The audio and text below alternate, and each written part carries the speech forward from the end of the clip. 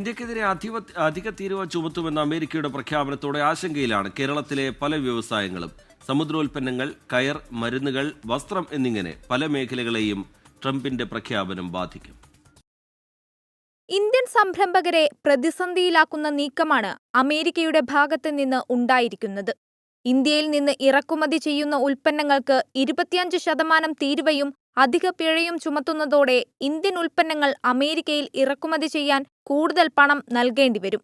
അമേരിക്കയിലേക്ക് ഇന്ത്യ പ്രധാനമായും കയറ്റുമതി ചെയ്യുന്നത് മരുന്നുകൾ, സമുദ്രോൽപ്പന്നങ്ങൾ, വസ്ത്രം, ഇലക്ട്രോണിക്സ് ഉപകരണങ്ങൾ ഉൾപ്പെടെയുള്ള വസ്തുക്കളാണ്.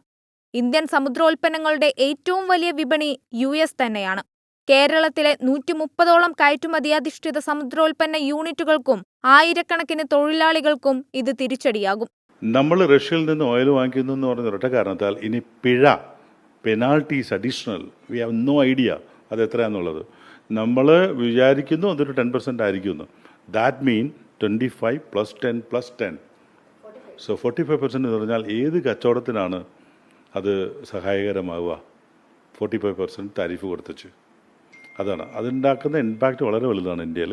സമുദ്രോൽപ്പന്ന വിപണിയിൽ ഇന്ത്യക്ക് 40% വിഹിതമുള്ളതിനാൽ ഫലത്തിൽ ഇന്ത്യക്ക് വലിയ നഷ്ടമുണ്ടാകും. ഒരു അമേരിക്കൻ പ്രസിഡന്റ് ഡിസിഷൻ പോലും എഫക്റ്റ് ചെയ്യുന്നത് ഒരു ഫാമിലെ ഒരു പാവപ്പെട്ടവന്റെ ജീവിതത്തിൽ പോലും ഡയറക്ട്ലി എഫക്റ്റ് ആവുന്നു എന്നതാണ് ഈ ഇൻഡസ്ട്രീനേക്കാളും കൂടുതൽ ഒരു ബുദ്ധിമുട്ടുണ്ടാക്കുന്ന ഒരു കാര്യം. കാരണം ഇന്ത്യയുടെ 45% ഇപ്പോഴും അമേരിക്കയാണ് വാങ്ങിച്ചുകൊണ്ടിരിക്കുന്നത്. അത് താഴേക്ക് പോകും ഫോർ ഷുവർ. കേരളത്തിലെ കയറ്റുമതി സ്ഥാപനങ്ങൾ പ്രതിവർഷം ഏകദേശം 8,000 കോടി രൂപയുടെ സമുദ്രോൽപ്പന്നങ്ങൾ കയറ്റുമതി ചെയ്യുന്നുണ്ട്. US വിപണിയിൽ ചെലവ് കൂട്ടുന്നതോടെ യൂറോപ്യൻ, ചൈന വിപണികളിൽ കൂടുതൽ ശ്രദ്ധ കേന്ദ്രീകരിക്കേണ്ടി വരും. കൂടുതൽ തീരുവ ചുമത്തിയ അമേരിക്കയുടെ തീരുമാനം ഇന്ത്യയെ സാരമായി ബാധിക്കുക തന്നെ ചെയ്യും. സമ്മർദ്ദത്തിലാക്കി കീഴ്പ്പെടുത്തുക, അതിനുശേഷം പിൻവലിക്കുക എന്ന തന്ത്രമാണ് എന്നും സാമ്പത്തിക വിദഗ്ധർ ചൂണ്ടിക്കാണിക്കുന്നുണ്ട്. ഏതായാലും ട്രംപിന്റെ ഈ തീരുമാനം ഇന്ത്യയുടെ കയറ്റുമതി മേഖലയാകെ തന്നെ ബാധിക്കുമെന്ന് തന്നെ പറയാം. സൂര്യശ്രീ, 24, കൊച്ചി.